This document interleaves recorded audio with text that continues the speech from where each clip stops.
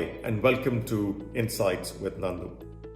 I have a very interesting topic for you today: how to be a CEO.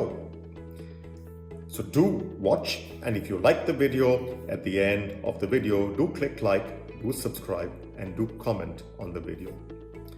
Welcome to Insights with Nandu. I was reading recently a few HBR, Harvard Business Review articles written by a couple of authors. You might want to Google them, Kim Powell and Elena Botelho. They have done a huge project. It's called the CEO Genome Project, where they have interviewed and followed more than 17,000 C-suite leaders and done assessments. They've written several articles in Harvard Business Review. What are the characteristics of a great CEO? How do you get to be a CEO? So I loved their articles. What they said resonated with me. And I look back on my own career and I can identify a lot of parallels with what they write about. So I'm going to basically summarize some of what they say and link it also with my own personal learnings of how to get to be a CEO. The 4 specific behaviors they talk about are indeed behaviors that I had to understand and develop proactively over time and progressively over time. Number 1, be decisive. People are not inspired to put as a CEO somebody who is indecisive. So be decisive. That's a very important part of being a CEO.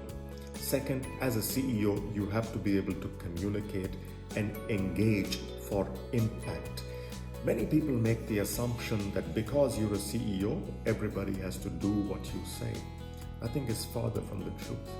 As a CEO, you have to be able to influence people, communicate to people, reach their hands, their head, and the heart, and engage with them for impact so that they are able to change their behaviors to deliver the results that you wish them to deliver. How do you communicate? I'll talk about that in a subsequent episode. The other 2 behaviors that Kim and Elena talk about are be adaptable and be proactive in looking at what are the changes that are coming towards you. Successful CEOs apparently spend 50% of the time thinking about the long term. We all operate in short-term horizons, medium-term horizon, and long-term horizons. And the urgent is always the short-term, but often the urgent overtakes the important. And it's important for you as a leader to be able to spend time and compartmentalize how much time you spend in managing today, tomorrow, and the future. And if you can come at this from the long run and come in closer, that makes you a far more effective leader. So successful leaders are also the ones who are able to be reliable in their delivery of results. Ultimately, if you're not delivering results, people are not going to keep you very long as a CEO.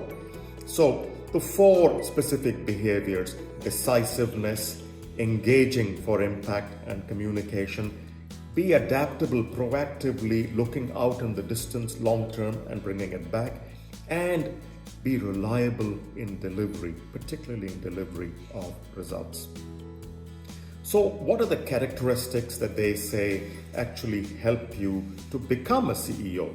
Again, very interesting, and what they say resonates with me, so I'll say what they say, and I'll add to it some of my learnings in my career as well. Number 1, they say, don't be afraid to go small to go big.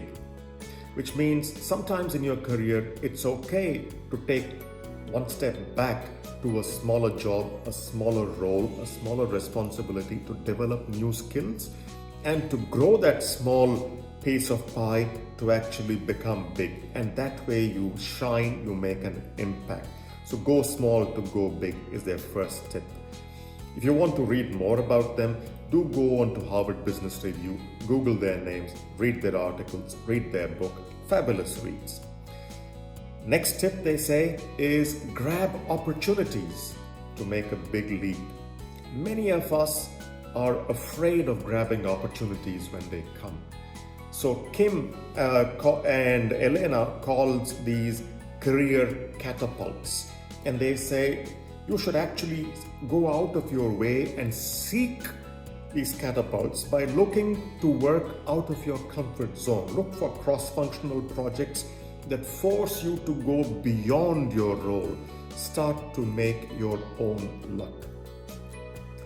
The last tip that they share about and how to get to be a CEO in their HBR article is they say, inherit a big mess. This is true. Sometimes those dirty jobs that nobody wants because they are so messy are in fact the best places to go into. So look for those big messes because for two things. One, when there's such a big mess, there is only one way to go, and that's up, because people's expectations are, oh my God, the mess is so big. Second, it forces you to get out of your comfort zone, get to the root cause of the mess, and figure out what the solution is and fix it. And that's an enormous growth opportunity for you in leadership skills, in team working skills, but also in problem solving skills. So seek out those areas which are big messes, which nobody else wants to go, and those are great places to shine, because when you turn that around, boy, you shine. People notice you. The one other tip I would add is develop the ability to deal with failure, because no matter how successful you are, the time will come when you will fail. You will have a project that will go wrong, or something that's going to go wrong. At such times, you need to be able to build the resilience to deal with that failure, take the short-term action to cope with the damage, but then also be able to draw the learnings and make sure that you don't have that kind of a failure a second time.